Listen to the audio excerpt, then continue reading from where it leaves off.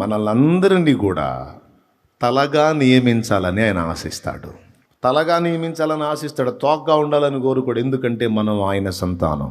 సృష్టికర్తగా నిర్మించడమే కాదు, ప్రాణం పెట్టి విమోచించింది కూడా ఆయనే. కాబట్టి ఆయన యందు విశ్వాసం ఉంచి ఇప్పుడు ఆయనకి చెందిన వారం అయ్యాం. కాబట్టి మనందరి విషయంలో ఆయన బాధ్యత కలిగి ఉన్నాడు. చింత కలిగి ఉండుట అంటే బాధ్యత కలిగి ఉండుట. మనందరి గురించి ఆలోచన చేస్తున్నాడు, పథకరచన చేశాడు. అయితే ఇక్కడే ఒక చిన్న మెలిక ఒకటి ఉంది. దానికి కూడా దేవుడు ఒక సమయమును నిర్ణయించాడు. అది పాయింట్.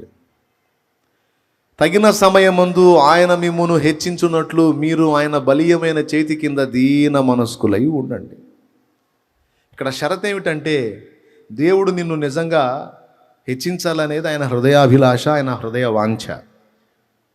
కానీ నిన్ను నువ్వు హెచ్చించుకోవటానికి తపన పడ్డంత వరకు అణగారిపోతావు, దిగజారిపోతావు, తృణీకరించబడతావు.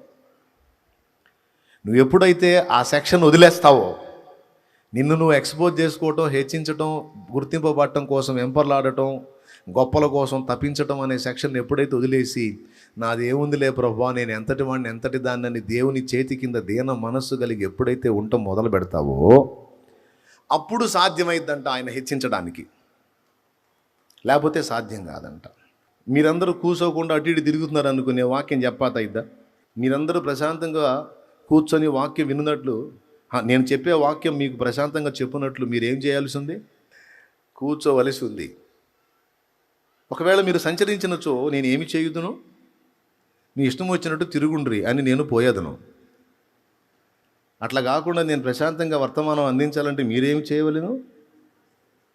దేవుడు తగిన కాలం మందు మనల్ని హెచ్చించినట్లు మనమేమి చేయవలెను? ఎచ్చులు పడటం మానివేయవలెను, ఓవర్ యాక్షన్ మానుకోవలెను. ఇంకా చెప్పాలంటే వాడుక భాషలో బిల్డప్లు మానుకోవలెను, హడావుళ్ళు మానుకోవలెను. మానుకుని దీన మనస్కుడవై, దీన మనస్కురాలివై, నీ కృప, నీ దయ, ఇంకేం చేయాలి యేసయ్యా? నన్ను రక్షించావు, నాకు ప్రాణం పెట్టావు, నాకు సమస్తం చేశావు. అబ్బాయి నీ గురించి బాధ్యత కలిగి ఉన్నాను అన్నావు. ఇంత మాట అన్నాక ఇంకా నేను బాధపడేది ఏందయ్యా? నేను శిఖరం మీద కూర్చోవాలన్నా నీ చిత్తమే, నేను కింద కూర్చోవాలన్నా నీ చిత్తమే. నీ బిడ్డని నీ ఇష్టం. నా ప్రతి సమస్యకి దేవుని ముందు ఇదే నా పాయింట్. అప్పులోళ్ళు వచ్చి గొడవ చేస్తారంటే నేను దేవుడితో చెప్పే మాట అది, అవమానం చేయాలంటే నీ ఇష్టం నాయన. అవమానానికి అప్పగించాలన్నా, ఘనతకు అప్పగించాలన్నా నిన్ను దాటి ఎవరు రాగలరు? నువ్వే కదా చేయాలి. అపోస్తలుల్ని హతసాక్షులుగా అప్పగించింది నువ్వే. యోహానుని హతసాక్షి కాకుండా సహజ మరణానికి అప్పగించింది నువ్వే. చంపటానికి ట్రై చేసిన జావలా యోహాను. సలసలసల కాగుతున్న నూనెలో విసిరారంట చిత్రవదగా చచ్చిపోవాలని. ఏం లేదు, ప్రశాంతంగా బయటకు వచ్చాడు. సింహాల బోను ఓపెన్ చేసి సింహాలను ముందుకు రప్పించారంట. స్పీడ్గా వచ్చినాయి, దగ్గర రాగానే చూసి ఆగిపోయినాయి ప్రశాంతంగా. అయ్యే సింహాలు కొంతమంది ఆదిమ క్రైస్తవుల్ని చంపగలిగినాయి, యోహానును మాత్రం చంపలేకపోయినాయి. అంటే హతసాక్షి మరణం ఒకడికి దొరకాలంటే దేవుడు సెలవు అవ్వాల్సిందే. ఒకడిని హతసాక్షిగా అప్పచెప్పాలని దేవుడు డిసైడ్ చేస్తే ఇంకా దాన్ని ఎవరు ఆపగలరు? ఆ ధన్యత వానికి లభించింది అంతే. అలాగే ఒకరిని హతసాక్షి మరణానికి అప్పగించకుండా సహజ మరణానికి ఫిక్స్ అయ్యాడు అనుకో, ఆ వ్యక్తిని ఇంకెవరు చంపగలరు? మాట చెప్తున్నానండి. హుబ్లీలో జరిగింది ఒక సంఘటన. పాష గారు నైట్ వెహికల్ దిగి ఇంటికి వెళ్తున్నాడు. రోడ్డు మీద నుంచి ఇంటికి నడుచుకుంటూ వెళ్తున్నాడు. రివాల్వర్ తీసుకొచ్చి ఈ ప్రక్కలో పోయే బైక్ ఆపి ఆయన ప్రక్కలో రివాల్వర్ పెట్టి 3 రౌండ్లు కాల్పులు జరిపారు. ట్రిగర్ నొక్కారు 3 రౌండ్లు, ఒక బుల్లెట్ బయటికి రాలా. యథార్థ సంఘటన. 3 రౌండ్లు, ఒక్క బుల్లెట్ బయటికి రాల. మరి ఆయన అప్పచెప్పకపోతే రావు. ఇదేందిరా అని మళ్ళీ పోతా పైకి కాల్పులు జరిపితే మొత్తం వెళ్ళిపోయినాయి బయటికి. మళ్ళీ ఆయన అప్పచెప్పాలి. మరణము యొక్కయు పాతాళ లోకము యొక్కయు తాళపు చెవులు నా స్వాధీనమందు ఉంచబడి ఉన్నవి. అది పాయింట్. ఎవడి ప్రాణమైనా వెళ్ళాలన్నా, మన వాళ్ళ ప్రాణమైనా ఎవరి ప్రాణమైనా వెళ్ళాలంటే అక్కడ డోర్ ఆయన ఓపెన్ చేశాడని గ్రహించాలి. డోర్ ఓపెన్ చేయకపోతే పోవటం కష్టం, ఎవడు తీయలేడు. ఇక చెప్పండి, ప్రాణం తీసే దగ్గర నుంచి ఇక సమస్త విషయాలలో ఆయనే జోక్యం చేసుకోవాలి. ఇక హెచ్చింపు విషయంలో కూడా ఆయనే జోక్యం చేసుకోవాలి. అందుకే నా ధైర్యం. అప్పులోళ్ళకి భయపడలేదు, ఇంకా వేరే వేరే బెదిరింపులకి భయపడలేదు. రకరకాల ఫోన్ కాల్స్ నాకు, దేనికి భయపడలేదు. ఎందుకంటే ఏదైనా ఆయన అప్పగించాలి. అవమానానికి అప్పగించిన, ఘనతకు అప్పగించిన నువ్వే. నాదేముంది, అప్పు చెప్పుకో, నీ ఇష్టం, నీ పరువే పోయిద్ది. అయినా పరువు పోకపోయినా నేను అవమానానికి పాత్రుడినే కదా ప్రభువా. అవమానానికి గాక ఘనతకు పాత్రుడినా నేను, ఘనతకి నువ్వు పాత్రుడవు. నాకు అవమానమే తగును, నాకు ఇదే కరెక్టు, పర్వాలేదయ్యా. ఇట్లా విచిత్రంగా మాట్లాడుకునేవాడిని ఆయనతో. ఆయన ఏం చేసేవాడు తెలుసా? ఇంటి ముందు కూడా వాళ్ళు రానిచ్చేవాడు కాదు. ఒకవేళ వచ్చిన గౌరవనీయంగా మాట్లాడి వెళ్ళటం తప్ప తృణీకరించనిచ్చే పరిస్థితి లేదు. ఎందుకని నాకు తెలుసు, సింహాలు నోళ్ళు మూసినోడు ఆయన. ఒకవేళ అప్పచెప్పాడు అనుకో అవమానానికి, డౌట్ లేదు, గొప్పగా హెచ్చించబోతున్నాడు అని అర్థం. కొంతమంది నన్ను అన్నారు, నేను బావిలో పడతా, చెరువులో పడతా అని పరిగెత్తుతుంటారు. నే అంటాను, పిచ్చి మొహమా, ఈరోజు ఆ మాటలు పడితేనేగా రేపు సాక్ష్యాలు చెప్పేదే. రేపు సాక్ష్యాలు చెప్పాలంటే ఈరోజు అవమానాలు పడాలి కదా తమ్ముడు. నేను గుర్తుపెట్టుకుని నీకు చెప్తున్నా, దేవుని దాసునిగా నీకు చెప్తున్నా, నువ్వు ఎదుర్కొన్న అవమానాలన్నీ భవిష్యత్తు సాక్ష్యాలు అవుతాయి. ఏం చింతపడద్దు. ఆయన బలీయమైన చేతి కింద దీన మనసు కలిగి ఉండు. కలత చెందవాకు, కృంగిపోవాకు, సావా బతుక అనవాకు, విరక్తిలోకి వెళ్ళవాకు. చెల్లి అవసరం లేదురా, ఒక సమయం ఉంది. నవ్వేవాడిని నవ్వని, ఎగతాళి చేసేవాళ్ళని చేయని, తిట్టేవాళ్ళని తిట్టని, కొట్టేవాళ్ళని కొట్టని, రోడ్డుకు లాగేవాళ్ళని లాగని, ప్రచారం చేసేవాళ్ళని చేయని, నిందలు మోపేవాళ్ళని మోపని. అమ్మా, నీ జీవితాన్ని చూసి నవ్విపోతున్న వాళ్ళు నవ్వని.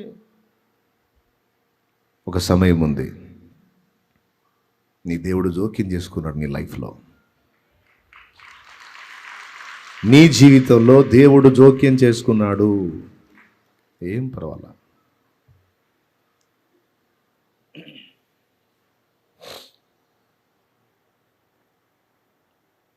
ఇది మళ్ళీ నేను అనుభవం లేకుండా చెప్పట్లా, అనుభవించి చెబుతున్నా. ఎక్కడెక్కడ అవమానాలు ఎదురైన ప్రతిసారి ఆ పైకి చూడటం, ఆయన మాట్లాడటం, సైలెంట్గా వెళ్ళిపోవటం.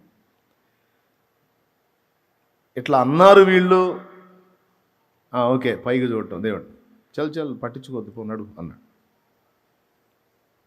గుర్తుపెట్టుకో మనసులో, ఇంకెళ్ళిపో అన్నాడు. సాగిపో, కలత చెందవాకు, కృంగిపోవాకు.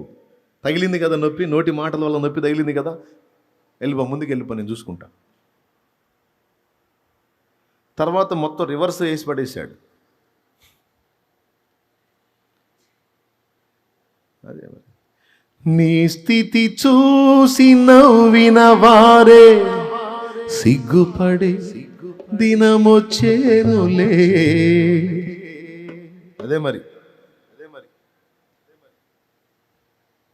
విశ్వాసం ఉందా? చేతులు ఎత్తట్లా, లేదు. అందుకే అట్టున్నారు. ఉండండి, అంతే ఉండండి. హెచ్చించకపోయినా, గణపరచకపోయినా పర్వాలేదు. ఇంకేం కావాలి ఘనత? దేవుని కొడుకు, దేవుని కూతురు అన్న పేరు వచ్చింది నీకు. ఇంకేం కావాలా? ఎమ్మెల్యే గారు అబ్బాయి అంటే కొంచెం ఘనత, ముఖ్యమంత్రి గారు అబ్బాయి అంటే ఇంకొంచెం ఘనత, ప్రధాని గారు అబ్బాయి అంటే ఇంకొంచెం ఘనత. అసలు ఈ ముఖ్యమంత్రులు, ఎమ్మెల్యేలు, ఎంపీలు, ప్రధానులు, భూమి మీద ఉన్న సకల అధికారాలన్నిటికీ సర్వాధికారి, పైన అధికారి అయిన ఉన్నవాని యొక్క కొడుకువి, కూతురువి అనే పేరు వచ్చింది నీకు. ఈ మట్టి పురుగులు, ఈ భూమి మీద నీ సాటి మట్టి పురుగులు నిన్ను గుర్తిస్తే అంత, గుర్తించకపోతే అంత, నీ గురించి పరలోకం మాట్లాడుకుంటుంది. నమ్మితే స్తోత్రం చెప్పు, గట్టిగా చెప్పు. యేసు రక్తములో కడగబడిన నిన్ను గురించి, నన్ను గురించి ఈ భూలోకం కాదు, పరలోకము మాట్లాడుకుంటుంది. దూతల ప్రపంచాల్లో హాట్ టాపిక్ ఏందనుకున్నాం మరే?